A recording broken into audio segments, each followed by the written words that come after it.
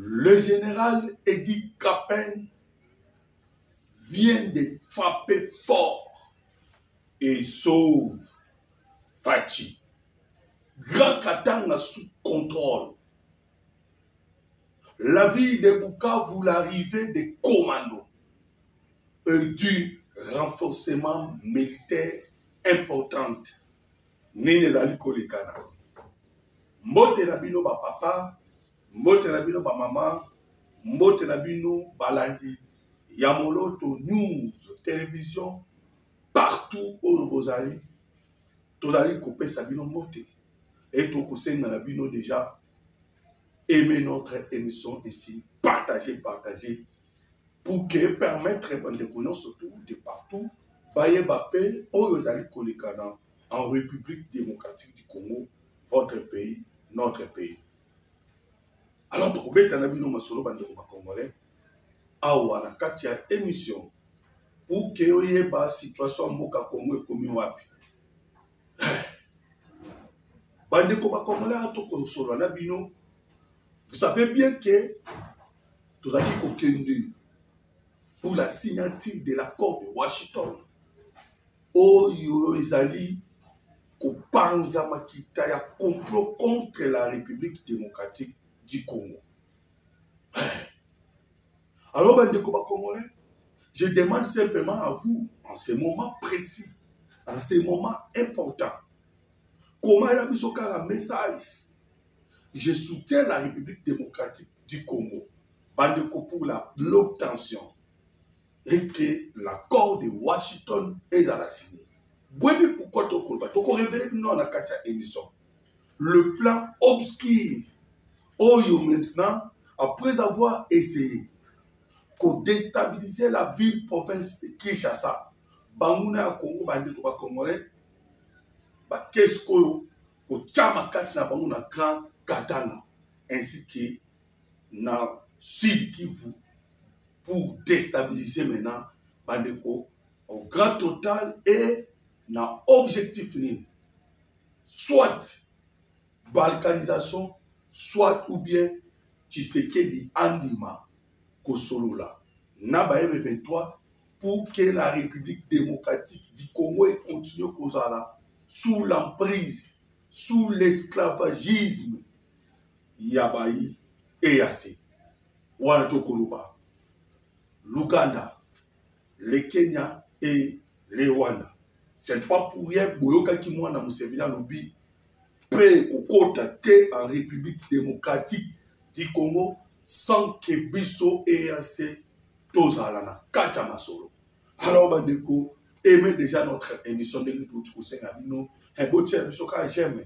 Le travail que nous faisons, tout le monde j'aime. À part j'aime, il n'y a pas autre chose. Les plus importantes, j'aime. Et nous demandons votre contribution par les commentaires.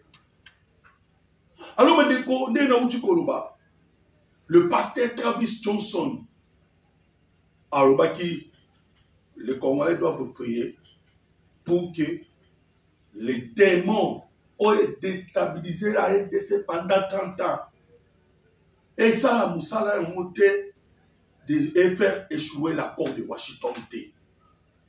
50% déjà, il y a l'accord de Washington est mis en application. Accord de Washington. Oh, il y a en ce moment, les Congolais, ils arrivent maintenant à la descente sur le terrain. Tout ce qui demande, oh, c'est la théorie de GC Salam. Et si ils descendent sur le terrain, bah, quitter le terrain, bah, qu'ils ne marrent commettre en application les retraits à Rwandais dans le sol congolais et neutralisation à FDR. C'est ainsi que vous avez une agitation. Nous venons de passer 2 mois où les services de renseignement Yamboka Congo, Congolais comme un presque Bakanga armé Mobimba, où tous les officiers Bakanga Bango. Mbongo etamboli na dégâts pour Satan. Tu connais quand même que Mbongo Tchamaki a plus de 20 millions, voire à 25 millions. Pour l'objectif, il faut qu'Aka Kolomura Tshisekedi n'a pouvoir. Il faut qu'on dégage. Il a détruit le système des mafieux international, mondial. Oh, dernièrement, on vient de neutraliser réseau Nabango. L'État a récupéré 600 titres miniers où ils allaient représenter Bandeko Congolais à peu près 40 000 km carrés. Où ils allaient dans Nabango, il y a des mafieux, il y a Moukili. Et aujourd'hui, maintenant, c'est le Grand Katanga. Et le Sud Kivu. Parce que le 10 jours qu'on avait donné pour que le mesure de confiance étama entre le M23 et le gouvernement congolais. Le gouvernement congolais s'est détruit. Parce que Bango Bako Senga, Bango, des officiers congolais qu'on a arrêtés. Mais le M23 les réclame. Fondation Bill Kiton réclame. Les officiers congolais. Vous imaginez Bandeko Congolais. Vous comprenez que maintenant, plan Nabamou Zanaki, quoi il s'amboka. Là, il est la République démocratique du Congo. Mais on a tellement échoué. Que maman na Grand Katanga. Na Kashamata. Na Tanganyika. Na Kalemi. Kasumbalesa. Bandeko Congolais. Voilà pourquoi le général Edi Kapen a pris une décision. Bandeko Congolais. Togoyi Konobaka qui est Grand Katanga en ce moment, ils allaient déjà peine en état de siège. Et pourquoi Bandeko? Je vous ai dit, c'est parce que tu sais qu'elle n'essaie de pas. Au dialogue de l'SSC-5, au côté de l'armée rwandaise, na sol, na nini, na ba institution congolaise. Vous voyez, dans la photo, il y a un ministre, un ancien ministre. Vous voyez sa photo. Au monde, un ancien ministre de pêche et élevage allait servir l'armée rwandaise dans la RDC comme rébellion. Et c'est monsieur que vous voyez, qui est ministre Nabiso. Aujourd'hui, il accepte d'être rebelle, dirigé par Paul Kagame. C'est ça l'objectif là-bas. Il faut pas infiltrer l'institution pour que le pillage est à la permis. Sans qu'on infiltre l'institution, moi, je ne vais pas piller ça. Il n'y aura pas la possibilité de piller. Alors, le général Edi Kapen a pris des décisions très importantes. Aéroport de Luano. Renforcement militaire, alerte générale. Kachamata. Ndela où tu vois, il y a artère principale, non seulement. Il y a la ville de Lubumbashi. Il y a Grand Katanga. Vous avez vu Awa, l'arrestation de 400 infiltrés déjà. Alors que lorsqu'ils menaçaient déjà dans le niveau de Walungu, l'objectif d'abord c'est qu'il est Grand Katanga. Pourquoi? Parce que tu sais qu'il a récupéré ma carré miné. Oh, il a qui dans possession de complot. Au monde qui au Basanjo, le papa là de Nigeria. Ndenga tamboli mukili mubimba. Bandeko Congolais. Ndenga au monde qui Joseph Kabila. Na Congo Brazzaville. Partout Côte d'Ivoire. Ils sont troublés à Autocobeta Masolo. Même au niveau des États-Unis d'Amérique, troublé.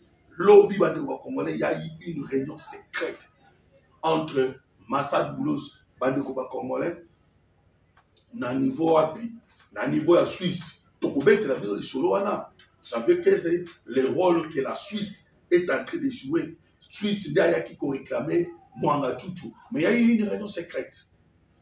Où est-ce qu'il y a Tokobeta Masolo. Mais en général, Edi Kapen vient de se prendre Joseph Kabila. Kassamata, sous contrôle. Koundelum, sous contrôle. Edi Kapen a un biba secret. Vous savez déjà que le plan est Bandaki Kala. Tant qu'on a cette Kikouni, vous savez qu'on avait arrêté cette Kikouni. Bachaki a en prison de Makala. Vous savez cause dans vos acquis. Cette Kikouna qui ko préparé. Selon les rôles, bah ça qui est. Bon, déjà, il y a beaucoup de choses là, ce qui, si c'est que dans l'équipe, ils allaient préparer le lit pour qu'encourager Aya. Chose la bombe qui est clair. Maintenant, il a échoué. Babi non, il faut maintenant là, il s'en katanga. On a cette qui a discours attaqué, discours incendiaire. Oh, vous, les Katangais, si c'est que dans ça, vous, ils voulaient maintenant inciter que le Katangais et les Kassaïens babunda. C'est qui kuni. Et je répète, comme on est malouba, c'est qui kuni. Tu es comme on a, wana mona kide muteba.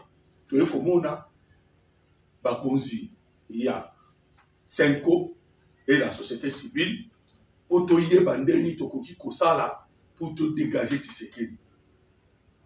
Déjà, en ce moment-là, il dit qu'à peine à saisir qui déjà, il a compris, oh, il est pour les canards. Voilà pourquoi, au moment où il dit qu'à peine, Tchaki va soldat, barrière, jusqu'à Kassumbale, ça, partout dans Grand Katanga, au Boyoki, Moutebaye Koloba. Au nom, la ville de Lubumbashi et les Grands Katanga est commis sur-militarisé. Alors, on va dire qu'on va comprendre. Sango, Azaliko, s'inquiéter, néguer la ville de commis sur-militarisé. Est-ce que vous comprenez? Sur-militarisé, c'est une bonne chose, non?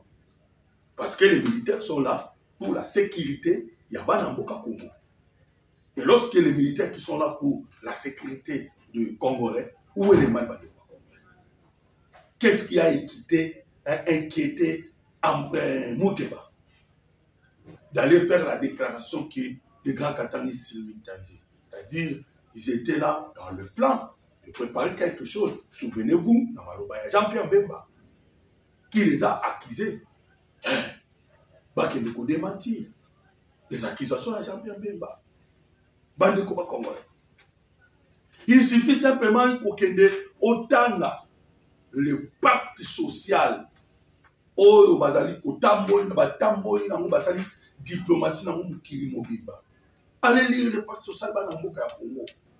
Vous allez comprendre que le pacte social na Bangwana, c'est un plan dangereux pour la République démocratique du Congo. Très dangereux. Oh, ça lit globing partout. En France. Et vous savez, en France, les acquis sur hors de Yanan, il y a Paul Kagame. Et la France va quitter le Conseil de sécurité, défendre le pacte social. France. Alors, le pacte social, vous ne verrez pas les alliés qui signifient le problème de la République démocratique du Congo. Le problème de la République démocratique du Congo, les alliés pillage des ressources. Et ce pillage a été déjà bien programmé, préparé par l'Occident et qui utilise les Rwanda. Le cause profond, il y a Makamuto qui vit dans Boka Congo, c'est quoi? C'est le pillage des minéraux, entre autres par les Rwanda. Et c'est clair, la résolution 2773 éloge bien la présence militaire rwandaise sur le sol congolais. Parce que le Rwanda, mais c'est le Conseil de sécurité résolution. Mais le pacte social est athée. La présence du Rwanda est athée. On a touché à côté. Qu'on déstabilise le Rwanda est athée. On a négocié. On a solo la carte. On a dialogué carte. On a dialogué, on a tapé. Hein? Alors que le même cause produit les mêmes effets. Si nous partons à Jawana, la guerre va encore revenir. Parce que sous la guerre, c'est le Rwanda. C'est le Rwanda. Mais on va aller combat Rwanda. Combat M23, combat AFCT. Oh, dossier à justice, justice. On va koufi. On ne peut pas parler de la justice transitionnelle. Voilà maintenant, tellement que ce pacte social n'a pas réussi. Les M23 ont eu gain cause. na makambo ya kata ya Doha nde moni ba yesuko à l'attaque na Grand Katanga. Mais nous vous disons que les services de renseignement congolais ils allaient travailler et longo dans le service de renseignement. Il y a des Américains, il y a des Israéliens, Mossad. Grand Katanga sous contrôle. Bande congolais. Tous les infiltrés, tout va réquiter à gauche et à droite. Bande congolais sous contrôle. Sous contrôle. Ils viennent d'être arrêtés. Arrêtés par nos services de renseignement, par nos services militaires. Alors maintenant,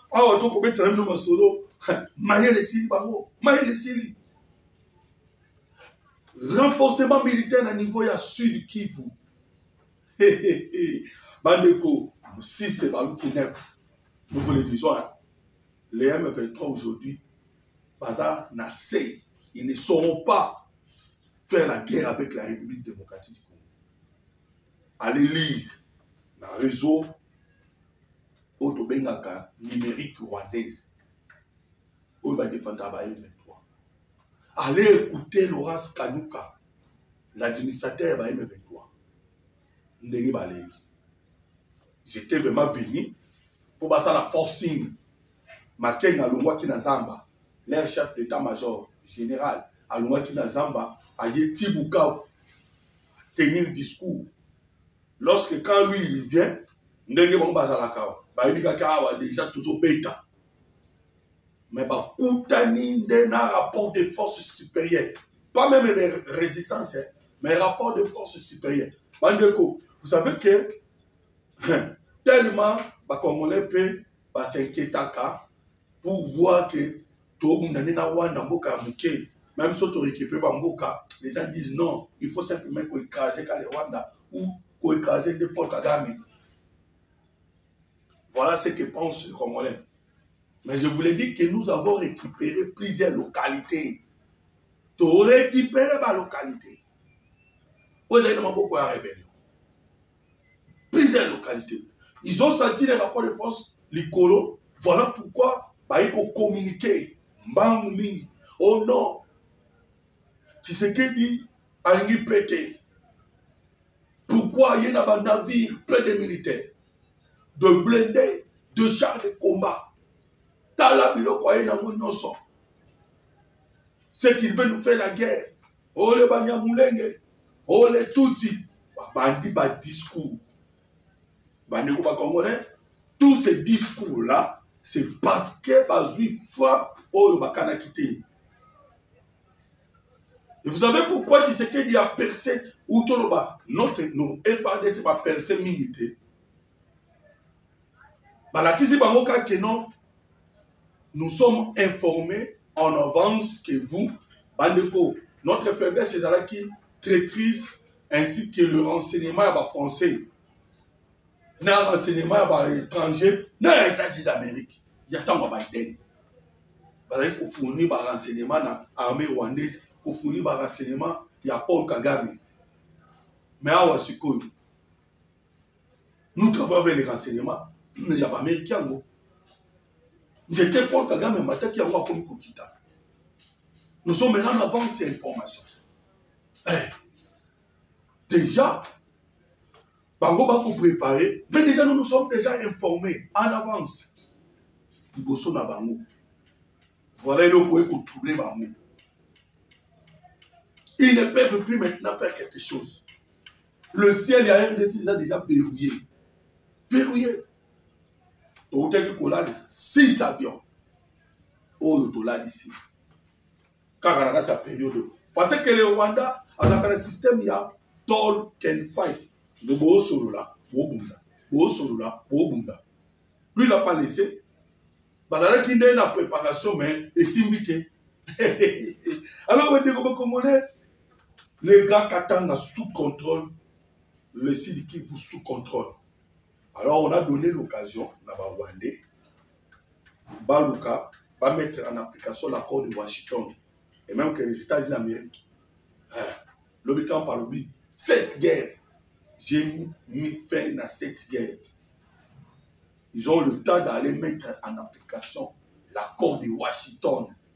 Et commis déjà dans le moment d'application. Toutes les tentatives, qui ça, il y a Kakatanga, pas de Congolais, mon côté Simbi. Voilà pourquoi il faut mettre en application l'accord de Washington. Surtout à mettre en application. Vous savez ce qui va se passer? Maintenant, que il fallait d'abord arriver à faire montrer dans le monde entier que les Rwandais nous agressent. Parce que les Rwandais ont la statut déjà à victime du génocide. On ne pouvait pas attaquer les Rwandais. Voilà pourquoi on ne pouvait pas attaquer les Rwandais. Maintenant, les Rwandais sont reconnus comme bourreaux. Baza obligé de mettre en application l'accord pour que paye quota entre le Rwanda et la République démocratique du Congo. En faisant quoi? Pour qu'on neutralise les FDLR pour les Maboko, il y a Paul Kagame et Yemoko, Naba M23. Les FDLR sont là-bas. Pas neutraliser FDLR. Tant que si on neutralise FDLR, on a des sukoyo, token de quota là, dossier, ne va pas se retirer. Donc, la responsabilité est là. Vous savez, les malheurs, et comme ils vont au Congo, mais quelquefois les malheurs, ils ont capé. Bon, parce que c'est Dieu. Ils ont dit d'attendre, ça va via battre. Mais vous voyez maintenant que la responsabilité de notre tombée qu'à Rwanda. Pourquoi? Parce que les FDLR, bazan na maboko na bango. Militaires rwandais, bazan na sol congolais. Et l'accord dit retrait des militaires rwandais sur le sol congolais et la neutralisation des FDLR, Mukumba Noso, Ezali et Panabango. Voilà bandeko ba congolais, Ezalaki malamu ko partager na bino ta oyo pona ko solola makambo ya République démocratique du Congo de sorte que permettre de boyeba en réalité les alliés en République démocratique du Congo. Voilà pourquoi nous vous demandons d'aimer notre émission ainsi de partager pour que permettre bandeko ba congolais de partout basana nini ba comprendre où ils allaient kolikana en RDC. Numéro de téléphone est allé plus 243 89 40 330 80. Merci beaucoup.